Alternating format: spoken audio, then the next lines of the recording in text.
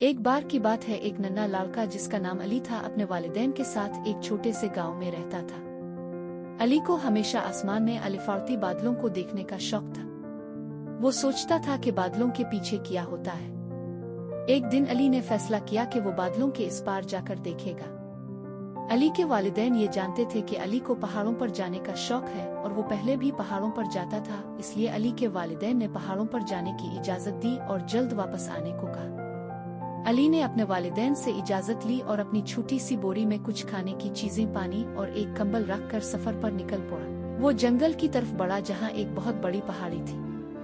वो पहाड़ी के ऊपर चढ़ने लगा और अपनी हिम्मत और हौसले से इसने पहाड़ी की चोटी तक पहुँचने का अज़्म किया। जब अली पहाड़ी की चोटी पर पहुंचा तो इसने देखा कि बादल बहुत करीब है। इसने अपनी आंखें बंद की और दिल ही दिल में दुआ की कि वो बादलों के पार जा सके।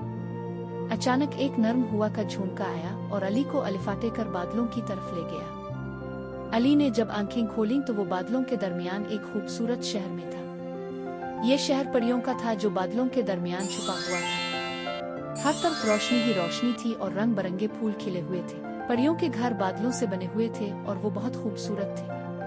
परियों ने अली को देखा और उसका खैर मकदम किया। अली ने उनसे पूछा कि वो यहाँ कैसे रहती है।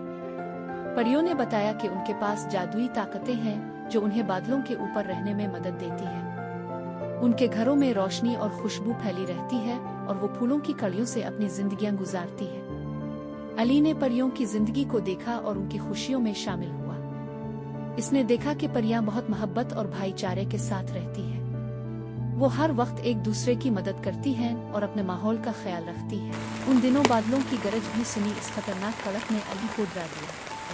परियों ने अली को प्यार किया और बताया कि बादल हमेशा इसी तरह गरजते हैं और बारिश बरसाते हैं। अली ने रात के वक्त चांद की रोशनी करीब से देखी और परियों के साथ रात का नजारा किया। अली ने वहाँ बहुत कुछ सीखा और उनकी मोहब्बत और खुलूस से मुतासिर हुआ।